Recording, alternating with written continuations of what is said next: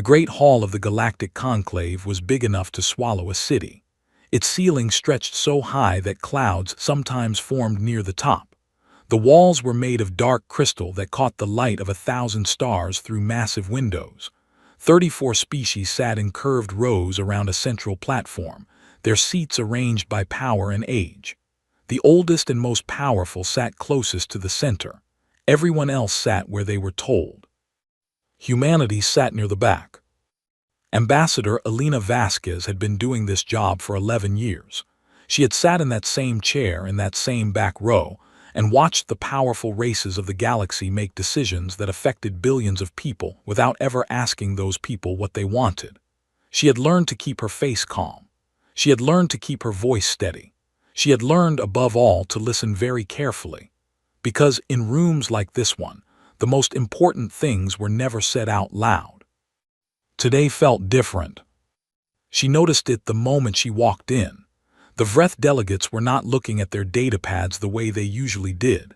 They were looking at her, all 5 of them in their tall silver robes, with their 4 pale eyes each and their wide, flat faces. They were watching her the way a person watches something they are about to step on. She sat down, she opened her datapad, she waited.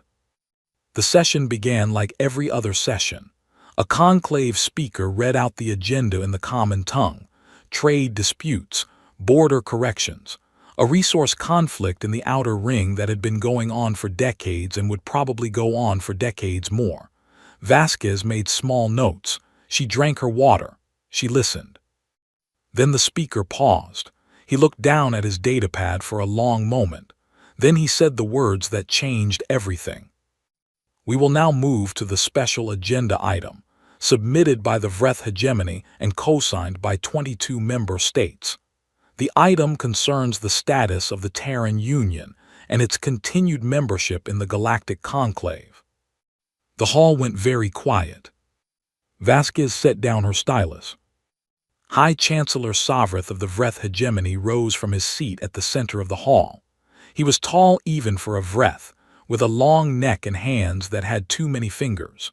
When he spoke, his voice was smooth and cold, like something that had never been warm.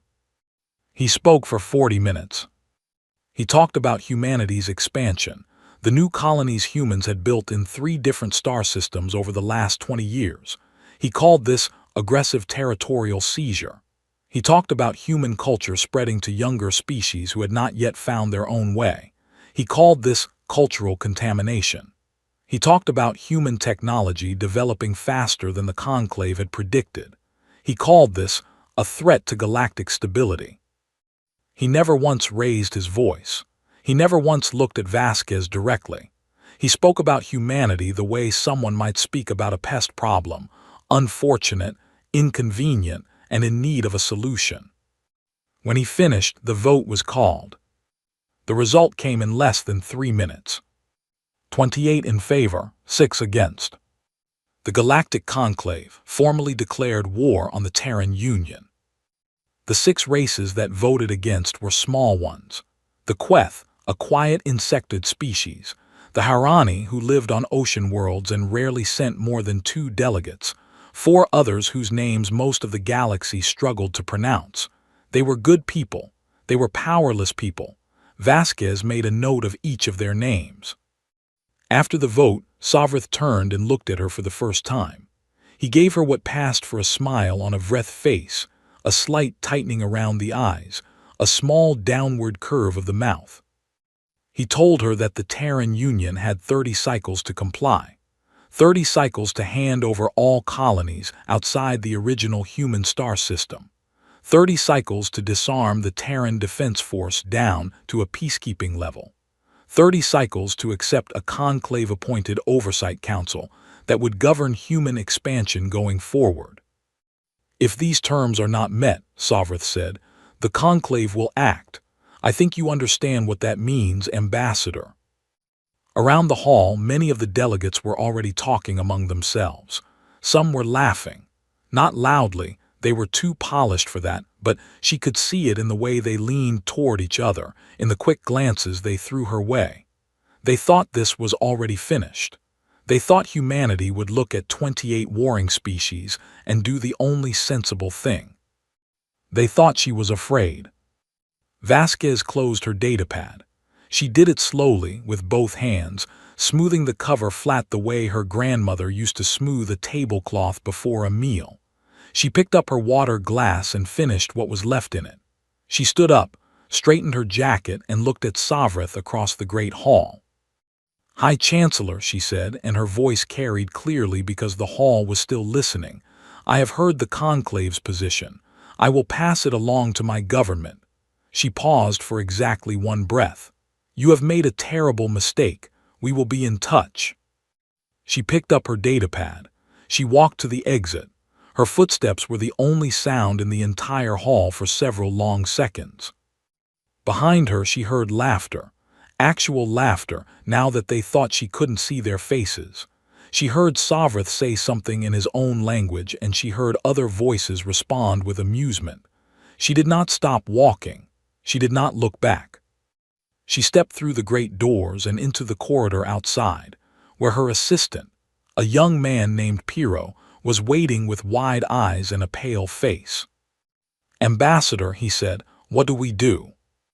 Vasquez looked at him for a moment. Then she did something that surprised him. She smiled. Not a forced smile, not a polite smile. A real one, small and quiet, the kind that meant something she wasn't saying out loud. "We send a message home," she said. "Priority 1, full encryption, direct to the War Council." Piero blinked. "The War Council, Ambassador, that council hasn't been officially convened since the contingency plans were last reviewed." "Yes," she said. "Convene them now. Tell Admiral Nakamura that Omega is a go." She started walking down the corridor. "Then book us passage back to Earth. We won't be coming back here for a while." Piero hurried to keep up. What should the message to Nakamura say exactly? Vasquez thought about the hall behind her. She thought about Sovrith's smile. She thought about 28 species laughing at the back row humans who were supposed to bow their heads and comply. She thought about every year she had spent in that chair, in that hall, being spoken over and looked past and treated like a minor problem that hadn't been properly dealt with yet. She thought about what she knew that they didn't. She thought about the ships, the real ones, the ones that didn't appear in any document the Conclave had ever been allowed to see. "Tell her," Vasquez said, "that they voted, and tell her that they have no idea what they just voted for." Piero sent the message. 34 species went home that night believing the war was already won, that humanity would count the numbers, measure the fleets, look at the odds, and understand that resistance was pointless, that within 30 cycles, human ambassadors would return to the Conclave with their heads down and their signatures ready. They had studied human history, of course, or they thought they had. They knew about the wars humans had fought among themselves. They knew about the violence, but they had drawn the wrong lesson from it. They thought it meant humans broke easily. They had not read carefully enough. Because anyone who had truly read human history, all of it, the long and bloody and stubborn length of it, would have noticed one very important thing. Humans had been backed into corners before, many times, by enemies stronger than them, better supplied than them, more numerous than them. They had never once stayed in the corner. The Conclave went to sleep that night confident and comfortable. Across the galaxy, in the quiet dark of space, something very old and very patient began to wake up. The message arrived on Earth at 3:47 hours, ship time. It came in on a Priority 1 channel that most people in the Terran Union government had never actually seen used before. It bypassed normal communication networks entirely, went through 3 layers of military encryption, and landed directly in the personal terminal of Admiral Hira Nakamura, who was sitting at her desk in the Terran Defense Command building outside Geneva, drinking tea and reading a report she had been expecting for years. She read Vasquez's message twice. Then she set down her tea. Then she picked up the secure line and made 6 calls, one after another, each lasting less than 30 seconds. By 500 hours, the Emergency War Council was assembled. They met in a room deep underground, a room with no windows, no outside connections, and walls thick enough to stop anything short of a direct hit from a capital ship. 14 people sat around a plain metal table. No decorations, no ceremony. They all knew why they were there. Nakamura stood at the head of the table. She was 63 years old, small and lean, with short gray hair and the kind of stillness that came from spending 40 years doing the hardest job there was. She had never fought in a war. She had spent her entire career making sure humanity was ready for one. She put the Conclave's war declaration on the table in front of them. She let everyone read it. She gave them 2 minutes. Then she said, Omega. One word, everyone in the room understood it. For the people outside that room, for ordinary citizens, for foreign governments, for the Conclave's intelligence services, the Terran Defense Force was a modest military. Respectable, professional, equipped for border protection and peacekeeping.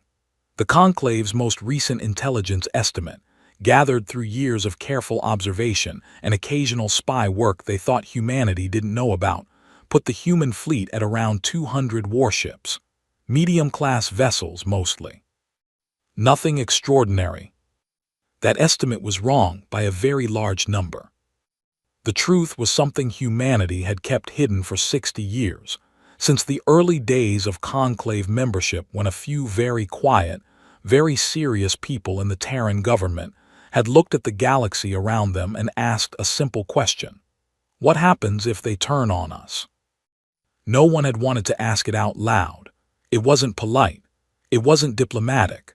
But the people who asked it quietly in private rooms were the kind of people who had read history. Human history, the long, brutal, honest record of what happened to civilizations that were unprepared when the strong decided to take from the weak. They had drawn their conclusions, and then they had gone to work. Contingency Omega had been built slowly, piece by piece, over 6 decades. Shipyards hidden inside asteroids in the outer reaches of the solar system, research programs listed under civilian budget codes, weapons development disguised as mining technology. Every few years, the plan was reviewed, updated, improved. Every generation of military leadership added something new to it. Nakamura herself had spent the last 15 years refining it, running simulations, stress-testing the assumptions, looking for weaknesses. She had found very few. The council members listened as she began to lay it out. She was calm and precise.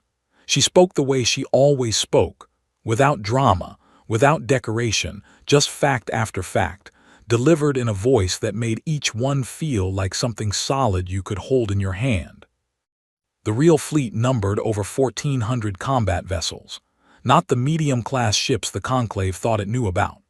True warships, heavy cruisers, carrier platforms, fast attack ships built for deep space combat.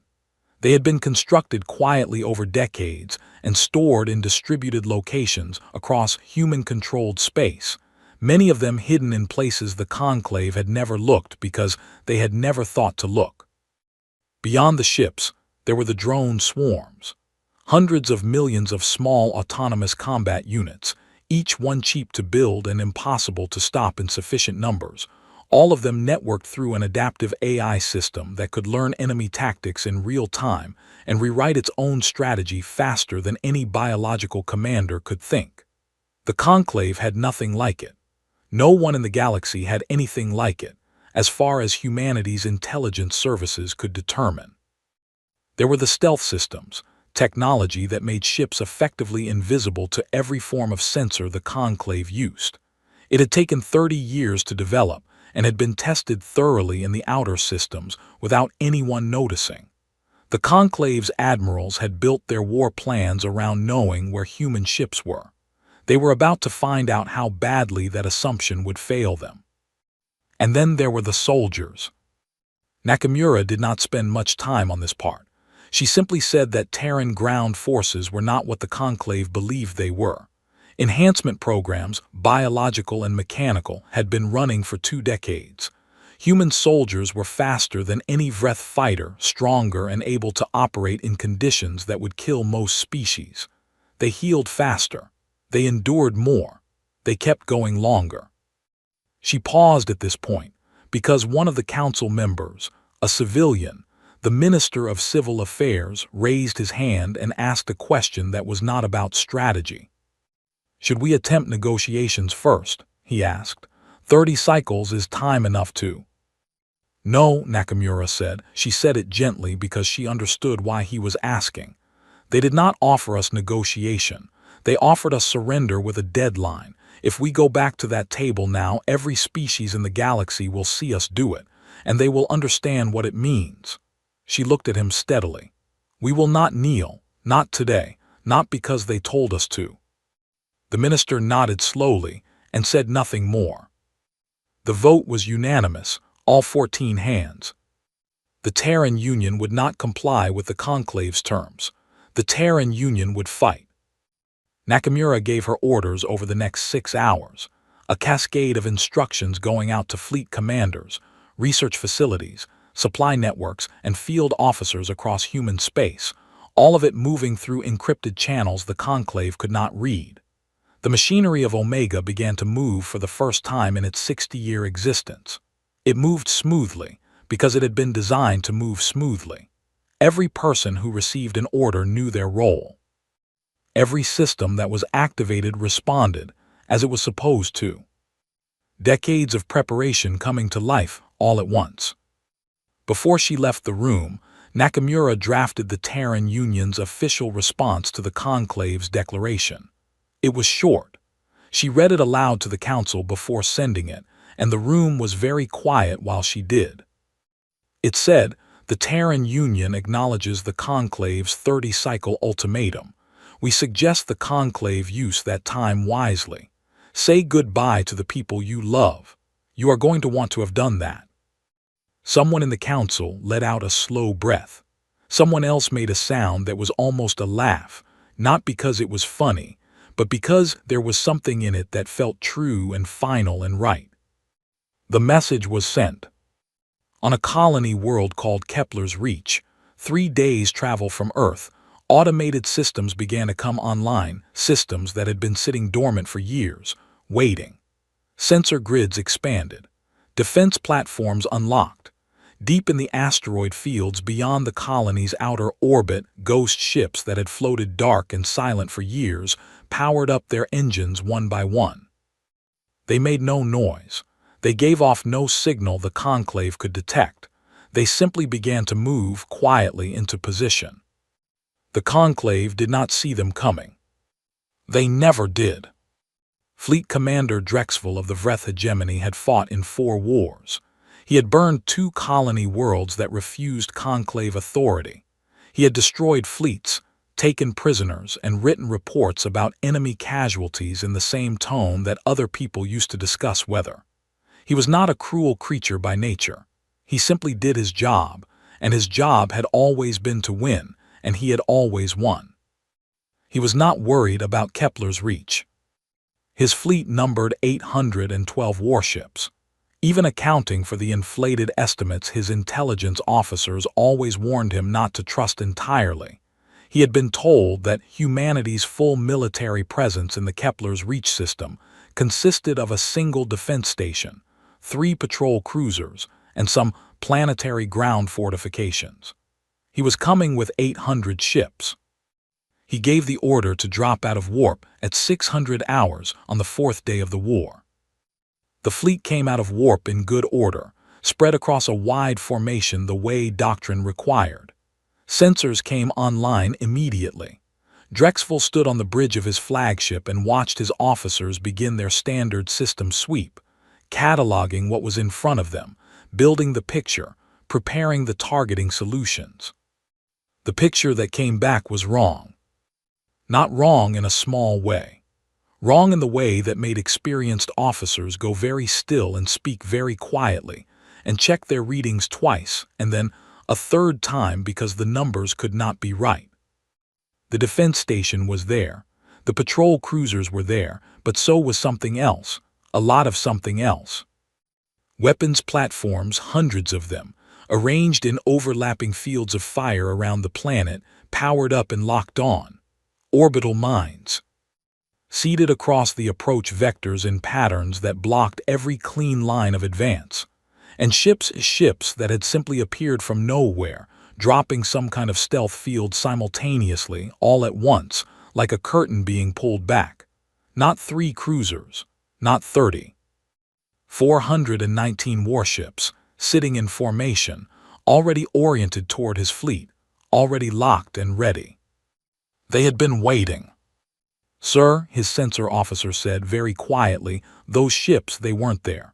There was no signal, no power signature, nothing, they just—" "I can see what they did," Drexel said. His voice was steady.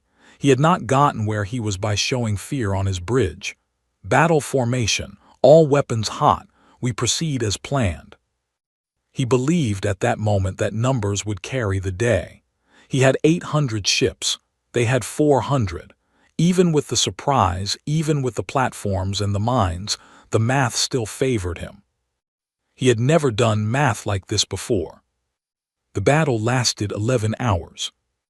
In the first hour, his fleet drove forward through the minefield, taking losses, more losses than projected, because the mines moved. They were not static. They tracked. They adjusted. Several of his destroyers were simply gone before anyone understood what was happening. In the second and third hours, his main force engaged the human fleet directly, and he began to understand that his ships were not performing the way they should. Human vessels moved faster than the specs suggested. Their weapons hit harder. Their shielding absorbed more. Every time one of his captains thought he had found a pattern to exploit, the human ships changed their approach, not slowly, not after a delay, but immediately, as if they were reading his commander's minds. They were not reading minds. They were running on something else, something networked, something that processed information faster than any crew could and shared it across the entire fleet in real time. Drexel would learn this later. In the moment, it just felt like fighting something that couldn't be surprised. In the 5th hour, the drones came. They came from the asteroid belt beyond the planet, tiny things, each one barely worth a single shot, but they came in numbers that his point defense systems could not handle. Not thousands, millions. A cloud of them that rolled through space like a wave absorbing fire, losing units by the thousands and not slowing down at all because losing thousands out of millions meant nothing. They hit his rear formation and began taking apart ships with a patience and thoroughness that was almost mechanical. Because it was mechanical, because they were not afraid of dying, because they did not get tired.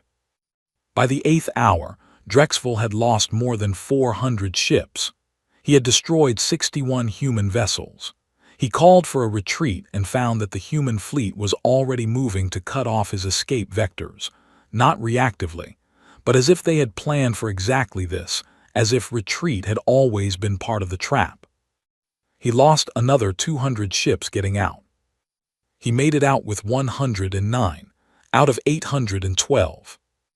His ship was damaged. Half his crew was dead. He sat in his command chair while his surviving officers worked in silence around him, and he tried to build a picture in his head of what had just happened. He tried to find the point where his plan had failed, where the mistake was, where the thing that went wrong had started. He could not find it, because the mistake had not happened during the battle. The mistake had happened long before it, in some room somewhere on Earth, when someone in the conclave had decided that humanity was not worth taking seriously. He sent his report to the conclave High Council. He sent it without softening the numbers, without diplomatic language, without the kind of careful phrasing officers used when they wanted to seem less defeated than they were. He sent the raw truth because he thought they needed it. The message said, "We lost 673 ships at Kepler's reach. Human losses were 61. They were prepared. They were completely prepared. They knew we were coming and they had been ready for years. Do not send another fleet until you understand what you are dealing with. I am not sure we do yet." 2 days later, his damaged ship was intercepted by a human vessel. He prepared for a fight that never came. Instead, a small group of human soldiers came aboard, not aggressive, weapons lowered, moving carefully. They treated his wounded. They gave his crew food and water. They spoke to him through a translation device in calm, plain language, and told him he was a prisoner of war, and that he would be treated according to the Terran Union's laws, which were very specific about how prisoners were to be handled. He had expected anger. He had expected punishment. He had expected the behavior of a species that had just been attacked and had defended itself with enormous violence. Instead, a young human medic sat next to one of his injured crew members for 3 hours, keeping the Vreth soldier calm while a bone-setting procedure took place, holding the alien's hand, a gesture that meant nothing in Vreth culture but which the human did instinctively, because to a human, sitting with someone in pain and not leaving them alone was simply what you did. Drexel watched this from across the medical bay and felt something that he did not have a good word for, something uncomfortable and large that sat in the middle of his chest. He had spent his whole career thinking of war as a math problem. Numbers of ships, numbers of casualties, resource costs versus strategic gains. These creatures didn't seem to think that way. They fought with the fury of something defending its home, and when the fighting was done, they turned around and treated the wounded enemy like a person. He didn't know what to do with that. He started writing a letter to the High Council, not a report this time, a warning. He wrote, "I have seen them fight and I have seen them stop fighting. I am not sure which one frightened me more. These creatures do not fight because they are ordered to. They fight because they choose to. And when they choose to, there is nothing in the galaxy like it. Do not make the mistake of thinking this was a setback. This is what they are. This is what we woke up." The High Council received the letter, they read it, they set it aside. They were already planning the next attack. They had not yet understood the most important thing about humanity, that every attack would not weaken them. Every attack would only make them more certain, more focused, more resolved. Every battle the Conclave started was a battle humanity would finish. And humanity was very, very good at finishing things. Admiral Nakamura had a rule. She had followed it for her entire career, and she had never once broken it. The rule was this: do not wait for the enemy to come to you twice. After Kepler's reach, she gave the Conclave 4 days. 4 days for the news to spread, for their admirals to receive their reports, for their councils to argue and panic and reorganize. She wanted them off balance before she moved. She wanted them reacting, not planning. She wanted them looking at the place they had already hit and worrying about it while her fleets were already somewhere else entirely. On the 5th day, she went on offense. It was not loud. It was not one massive strike that lit up every sensor in the galaxy. It was quiet, precise, and it happened in 17 places at once. Supply depots in the outer systems. Communication relay stations that the Conclave used to coordinate fleet movements. Shipyards tucked behind gas giants where Vreth vessels were being repaired and restocked. Fuel lines that stretched across 3 star systems feeding the Conclave's forward forces. The ghost ships moved through the dark without a signal, without a sound. They hit their targets and were gone before the enemy could respond. In some cases, Conclave stations didn't even know they'd been attacked until systems started going offline. A communication station in the Vreth Outer Territory simply stopped transmitting. A supply depot near the Conclave's 3rd Fleet was there 1 hour and a debris field the next. No alarm had gone out. No distress signal had been sent. Because there had been no time. Within a week, the Conclave's ability to coordinate across its outer territories had dropped by 40%. Their 3rd Fleet, which had been preparing to launch a second assault, found itself without fuel and spare parts and unable to move. Their admirals sent requests for resupply and received confused responses from stations that were no longer there. Nakamura read the intelligence reports each morning over her tea and made small notes on a physical paper map, she kept on her desk, old habit, something her grandfather had done. Every day more marks, every day the picture shifting in humanity's favor. She did not celebrate. She did not allow herself to feel satisfied. She had seen enough history to know that the most dangerous moment in any war was when you started thinking you were winning. She kept moving. The diplomatic teams followed the military advances, which was not how most species conducted war. Where human fleets secured a system, a small team of diplomats arrived within days, not to occupy, not to demand loyalty, but to talk. To explain clearly and honestly that the Terran Union had no interest in punishing species that had voted for the war declaration under Vreth pressure. To lay out simple terms, stand down and nothing bad would happen to you. Continue fighting, and nothing good would happen to you either. Several species accepted within the first month. A small reptilian race called the Teshari, who had always been more afraid of the Vreth than they were loyal to them, sent a quiet message to Vasquez saying they had never wanted this war and would take no further part in it. The Murak, a species of amphibian traders with 17 colony worlds, calculated the new odds and made the rational choice within 2 weeks of the campaign's start. Each defection made the conclave a little smaller. Each withdrawal made Sovreth's coalition a little weaker. Then came the Queth. The Queth were small. They had 3 colony worlds, a fleet of 22 ships, and a population that any of the major species could have ignored entirely without feeling it. They had voted against the war declaration from the beginning. They had no military power worth mentioning. They had nothing to offer except their voice. But their ambassador, a quick-moving insectoid named Velquethtren, arrived at the Terran Union's forward command station on the 15th day of the war and asked to speak to someone in authority. He was brought to a conference room and given water and food. The Queth processed sugar well. And then a junior Terran officer sat down across from him and asked what he needed. What he needed, he said, was to formally ally the Queth people with the Terran Union, not in secret, publicly, on the record where everyone could see it. The officer asked why. The Queth were taking a serious risk. If the conclave survived this war, the Queth would pay a very heavy price. Velquethtren was quiet for a moment. Then he said something that the officer wrote down afterward and included in his report because he thought it was important. He said, "We have watched humanity for 80 years. We have seen how you argue and how you disagree and how you sometimes make each other very angry.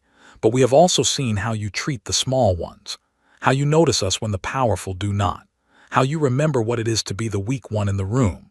He paused.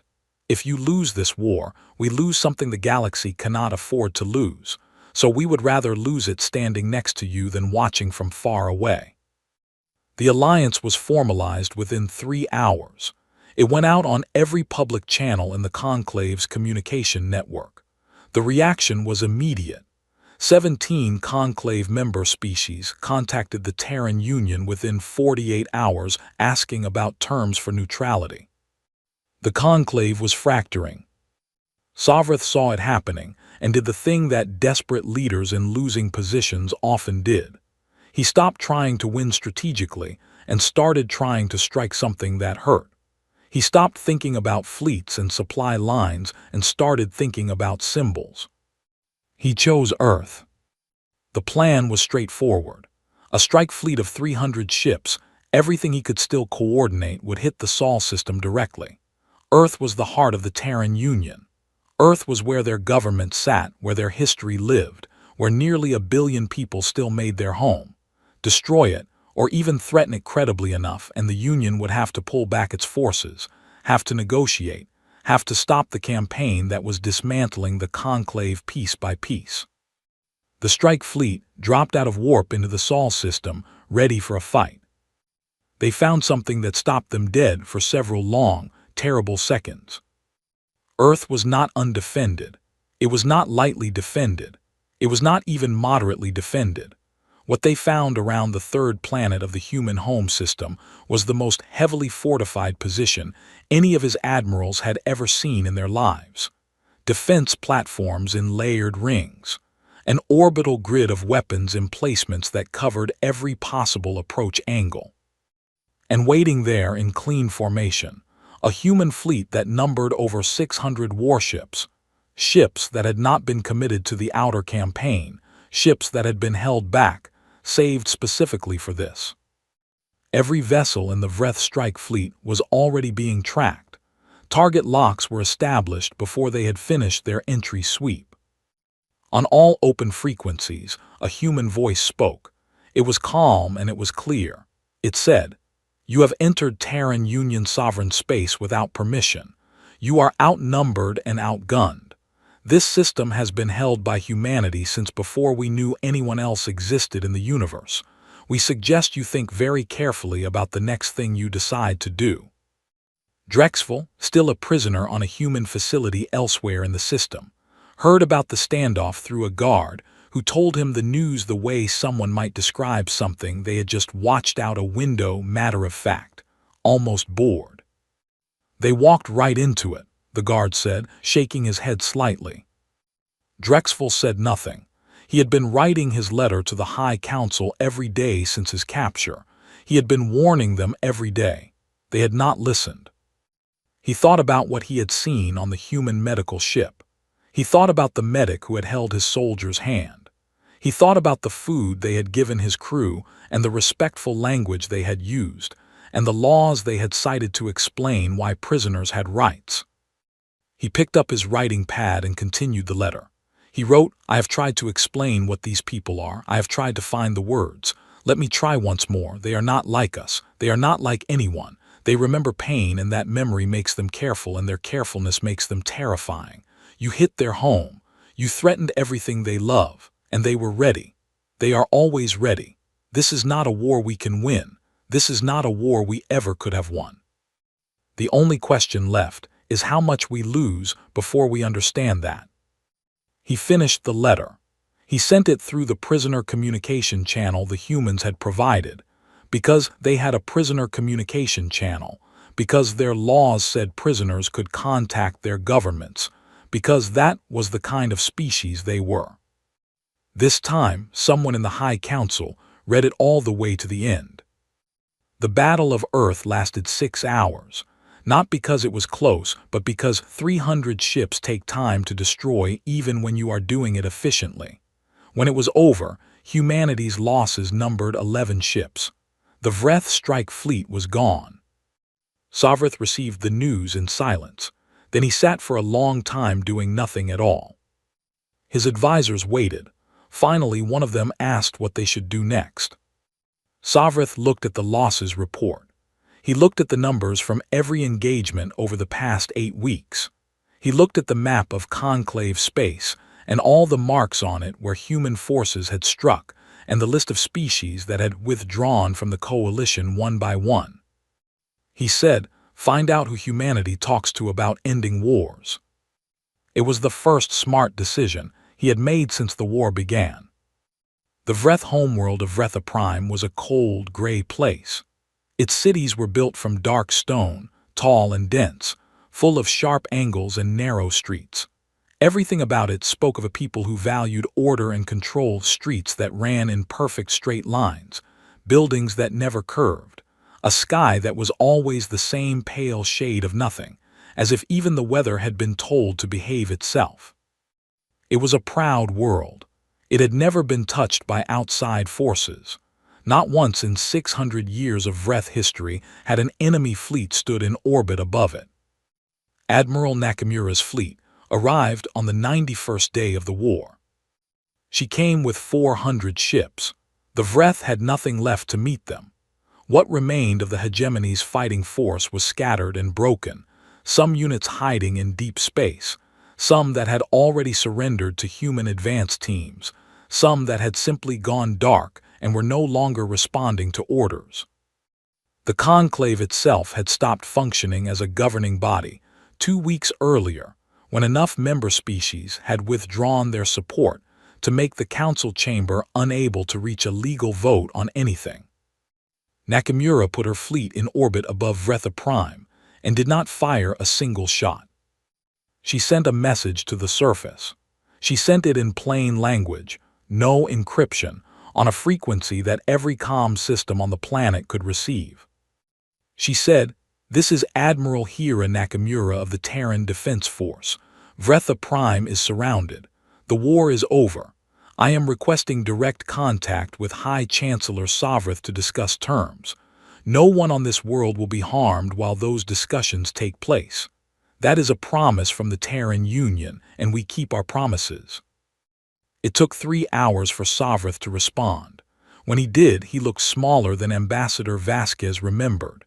Not physically, he was still tall, still wide-shouldered, still the same creature who had stood in the great hall of the conclave and declared war with a cold smile on his face. But something in him had gone down. The way he sat, the way he held his hands, the way he looked at the camera with eyes that were steady but not confident. He connected directly to Vasquez, who was on Nakamura's flagship. He looked at her for a moment before he spoke. She thought he might say something proud, some final performance of strength before he gave in. He surprised her. He said, "I expected you to be angrier." "I am angry," Vasquez said. "I am very angry, but I am a professional and so are you, and we have work to do." She placed a document on the screen in front of him. She gave him a moment to begin reading it. It was called the Terran Peace Accord. Sovrith read it slowly. Then he read it again. Then he looked up at Vasquez with an expression she could not quite read. He had expected punishment. That was what you did when you won a war. You punished the loser. You took their territory. You put your own people in their government. You made them small so they could never threaten you again. Every species he knew did this. Every war in recorded galactic history had ended this way. The winner took what they could. That was how the universe worked. The Terran Peace Accord said none of that. It said the Vreth hegemony would pay reparations, a structured payment over 40 years that was significant but not designed to cripple their economy. It said Vreth military forces would be reduced to a level sufficient for defense only, and that this reduction would be verified by a neutral oversight body. It said that war crimes committed during the conflict, and there had been some, on a small Queth settlement that a Vreth commander had struck in defiance of orders, would be investigated and prosecuted through an independent court. And then it said something else, something Sovrith had not expected at all. It said the Galactic Conclave was to be dissolved and replaced by a new body, the Galactic Assembly. In this new assembly, every species would have equal representation regardless of size, power, or age. No species could be outvoted by simple majority on decisions that affected their own territory or people. Every species, even the smallest, even the ones with 3 colony worlds and 22 ships, would have a voice that counted for exactly as much as anyone else's. Sovrith looked up. "You are not taking any seats of power in this assembly." "No," Vasquez said. "You are nominating the Queth and 2 other minor species to the First Leadership Council." "Yes." "Why?" She was quiet for a moment.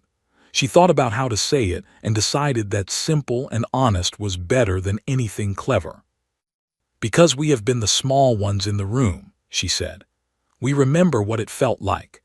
We remember what it felt like to sit in the back row while the powerful ones made decisions that affected us without asking what we thought. We are not going to build the same room and just move to the front of it." Sovrith looked at the document for a long time.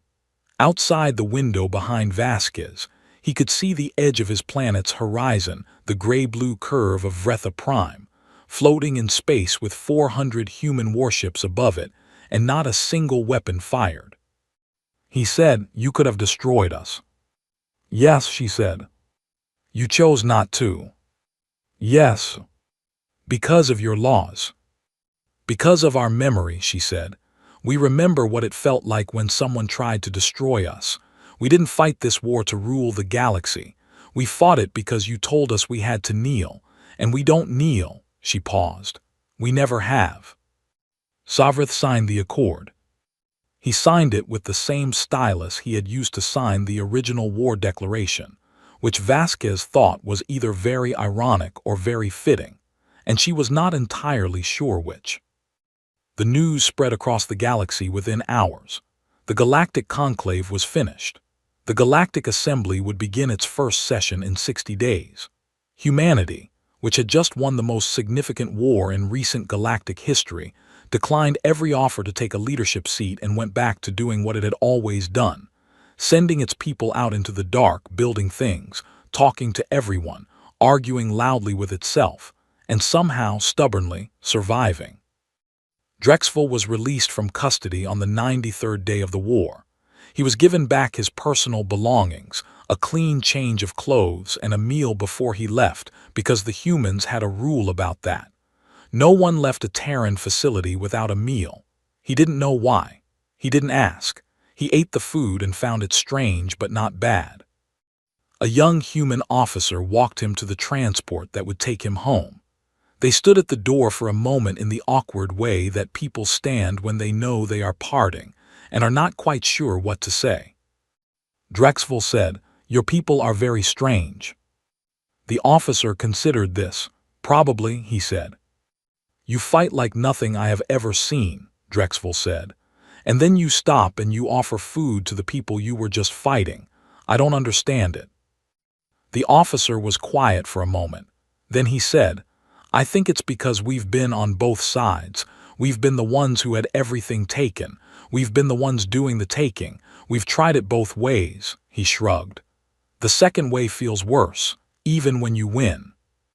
Drexel thought about this for a long time on the journey home. When he arrived on Vretha Prime, the first thing he did was go and see his family. His children were young enough that they didn't fully understand what had happened, what the war had meant, what they had almost lost. They were just glad to see him. They held onto his arms and asked him what space was like and whether he'd seen any interesting aliens. He told them yes, he had seen some very interesting aliens. Later that night, after the children were asleep, he sat at his desk and finished the letter he had been writing to the High Council throughout his captivity. He had been writing it for weeks. He had been trying to find the right words for weeks. He decided that he had finally found them. He wrote, "I have tried to explain what humanity is. I have tried to describe their weapons and their tactics and their technology, but none of that is what you need to understand. What you need to understand is this. They were ready because they were afraid of us. Not afraid the way a weak thing is afraid. Afraid the way an intelligent thing is afraid. The kind of fear that makes you work, that makes you prepare, that makes you stay up late and run simulations and build hidden fleets and keep secrets for 60 years, just in case. They were afraid of us, and that fear made them into something we couldn't beat. And when they beat us, when they stood above our world with 400 ships and all the power they needed to end us, they stopped. They stopped because their fear never made them cruel. It only made them ready. I have never encountered anything more dangerous in my life, and I have never encountered anything that gave me more reason to believe that the galaxy, in spite of everything, might be worth saving." He finished the letter. He sent it. He did not know if anyone would read it carefully this time. He hoped they would. He thought that perhaps in the new assembly, in the new way of doing things, there might be more people willing to listen carefully. More people willing to sit with uncomfortable things and think about them honestly. He hoped so. He went to bed. Above him, far away, the stars were the same as they had always been, old, quiet, indifferent to the small creatures moving through the dark between them. But the small creatures were not indifferent to each other. They were watching and learning and making decisions, some good and some terrible, and occasionally stumbling into something that changed everything. The Conclave had declared war on humanity, believing it would be quick and clean and easily forgotten. A minor correction, a small problem dealt with firmly. Instead, it had been the moment the galaxy learned what humanity actually was. Not the most powerful species, not the most ancient, not the wisest or the most advanced or the most perfectly evolved for survival in a hostile universe. Just the most stubborn, the most prepared, the most unwilling to be told that they had no right to stand where they stood. And perhaps, just perhaps, the most willing to win a war and then turn around and try to build something better out of the wreckage. The galaxy would not make the same mistake again. More importantly, the galaxy would not forget. And